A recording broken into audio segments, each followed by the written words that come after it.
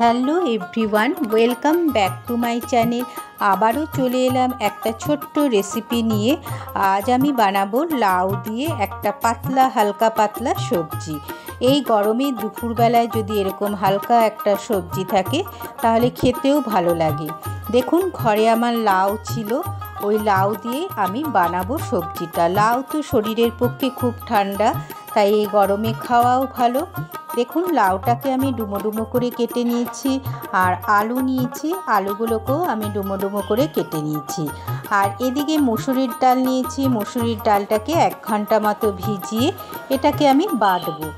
আর এর মধ্যে সেরকম কোনো মশলাই ব্যবহার করব না, একটা টমেটো অর্ধেকটা আর কাঁচা লঙ্কা। এদিকে আমি ডালটাকে বেটে নেব।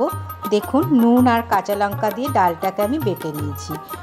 এবার আমি বড়া করব, তার জন্য একটু হলুদ দিয়ে দিলাম, ভালো করে মেখে নিয়ে এবার বড়াগুলোকে আমি কড়াইয়ের মধ্যে তেল দিয়ে বড়াগুলোকে ছেড়ে দিলাম। দেখুন, এবার লাল লাল করে ছোট ছোট বড়া তৈরি করে নিচ্ছি।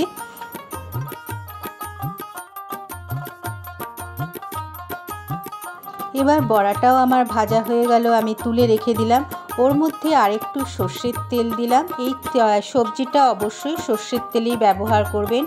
আর দেখুন, আমি অল্পই তেল ব্যবহার করেছি এর মধ্যে।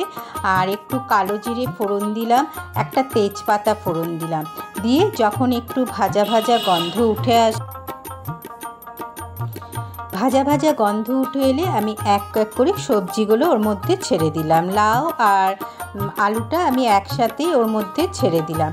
ছেড়ে এবার ভালো করে নাড়তে হবে, নুন হলুদ দিয়ে ভালো করে। এবার মশলা তো কোনো রকম কিছু ব্যবহারই করছি না, তো কাঁচা লঙ্কাও দিয়ে দিলাম, হলুদ দিলাম, নুন দিলাম, দিয়ে ভালো করে এটা নাড়তে হবে।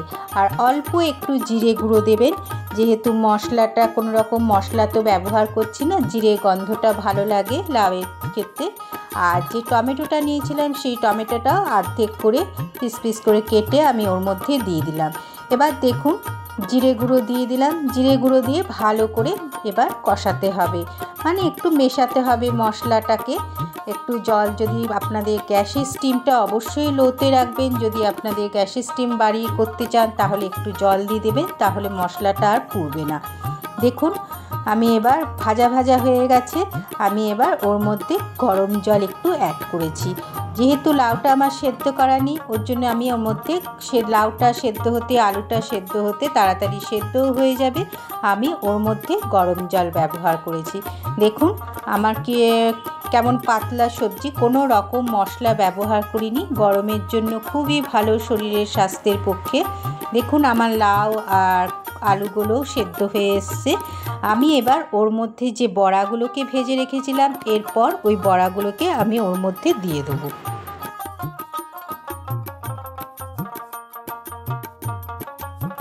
দেখুন, এক এক করে আমি সব বড়াগুলো ওর মধ্যে দিয়ে দিলাম। বড়াগুলো দিয়ে 4-5 মিনিট একটুখানি ফুটিয়ে নিয়ে এবার গ্যাসের স্টিমটা একদম বন্ধ করে দেবেন। তাহলে রেডি হয়ে যাবে আমার এই গরমে হালকা পাতলা সবজি লাউ দিয়ে। পুরনো বন্ধুদের যারাই অনেক অনেক ভালোবাসা, নতুন বন্ধুরা যারা আমার চ্যানেলটাকে এখনও সাবস্ক্রাইব করনি, অবশ্যই সাবস্ক্রাইব করে আমার পাশে থেকো, আর নোটিফিকেশন বেলটা অন করে দিও। যখনই কোনো ব্লগ বা রেসিপি দেবো তোমাদের কাছে আগেই পৌঁছে যাবে। আমার বড়াগুলো সব দেওয়া হয়ে গেল। আমি এবার বড়াগুলো দিয়ে 4-5 মিনিট একটুখানি ফুটিয়ে বড়াগুলোকে ওর মধ্যে ঝোলের মধ্যে মিশতে দিতে যতটুকু টাইম, তারপর গ্যাসটাকে আমি বন্ধ করে নেব। দেখুন, আমার রেডি হয়ে গেল আজকের হালকা পাতলা সবজি লাউ দিয়ে। তাহলে আমার এই ভিডিওটা কেমন লাগলো, আমার এই রেসিপিটা কেমন লাগলো, অবশ্যই লাইক কমেন্ট করে জানাবেন বন্ধুরা। একটা লাইক অবশ্যই দরকার।